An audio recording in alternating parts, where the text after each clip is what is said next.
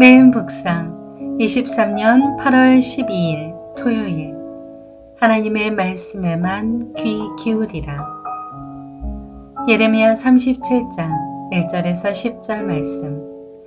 요시야의 아들 시드기야 왕이 여호야김의 아들 고니야를 대신해서 통치했다.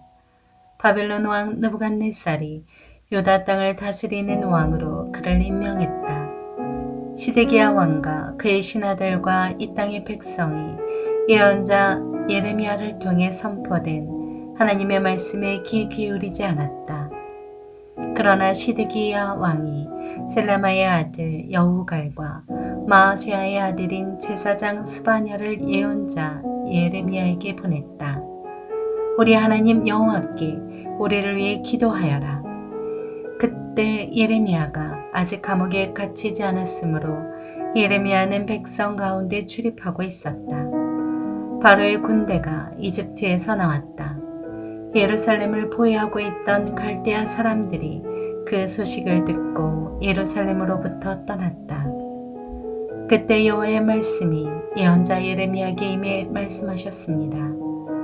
이스라엘의 하나님 여호와가 이렇게 말한다. 너희를 내게 보내 물어보도록 한 유다 왕에게 이렇게 말하여라.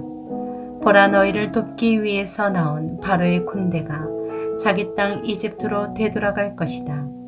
그러면 갈대아 사람들이 돌아와 이 성을 공격해서 취하고 불로 태울 것이다. 여호와가 이렇게 말한다. 갈대아 사람들이 반드시 우리에게서 떠날 것이라고 말하며 너희 자신을 속이지 말라. 그들은 떠나지 않을 것이다. 너희가 너희와 싸우고 있는 바벨론의 모든 군대를 물리쳐서 그들에게 부상자들만 남는다고 할지라도 그들이 자기의 막사에서 일어나 이 성읍을 불로 태울 것이다. 아멘.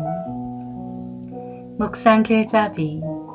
육신으로 보고 듣는 것에 마음을 빼앗기지 않고 거룩하신 하나님의 말씀에만 집중하며 살아가게 합니다. 예레미야 37장 10절에 일어나에 해당하는 히브리어 원형 쿰은 단순히 앉았던 자리에서 일어나는 것만을 지칭하지 않습니다.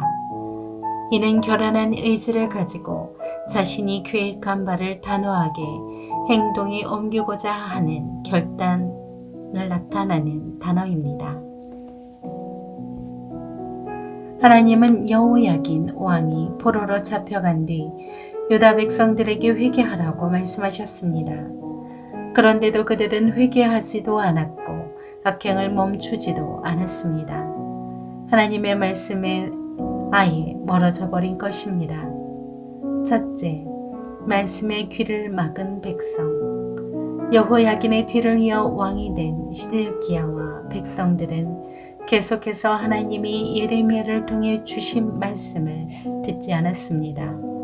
왕과 백성이 하나같이 하나님 말씀에 귀를 막고 파멸을 향해 전진했던 것입니다. 하나님의 말씀에 귀를 막고 있으면 절대로 바른 삶을 살아갈 수 없음을 알아야 합니다. 둘째, 이방 민족을 의지한 백성. 유다 백성은 자기들 눈에 보이는 일에만 집중했습니다.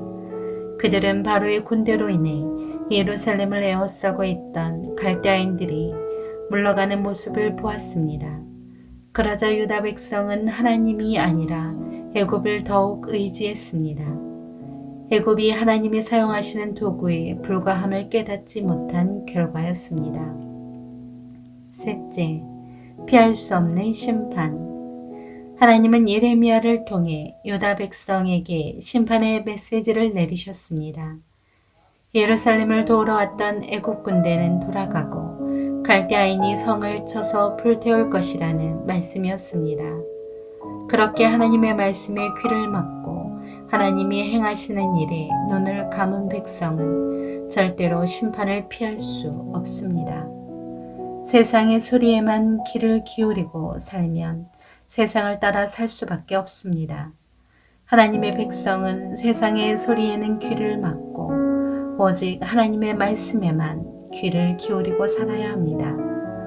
그래야만 거룩하고 정결하게 살아가며 하나님이 내려주시는 복과 은총을 풍성하게 누릴 수 있습니다. 삶의 적용. 말씀 앞으로 나아가라. 거룩한 의욕과 가르침을 받고자 하는 마음으로 말씀 앞으로 나아가십시오. 말씀 앞에 앉아 주의를 기울이며 온유한 심령을 받으며 그것을 믿음과 하나가 되게 뒤섞으십시오. 그리고 말씀을 그대로 보존하며 그 말씀을 놓고 기도하며 그 말씀을 실천하고 다른 사람에게 그 말씀에 대해 이야기하십시오. 매일 조용히 하나님의 말씀을 읽고 묵상하며 집중하는 시간을 가지십시다. 기도합니다. 주님, 바쁜 현실을 핑계로 하나님의 말씀과 멀어지지 않게 하옵소서. 예수님의 이름으로 기도합니다. 아멘.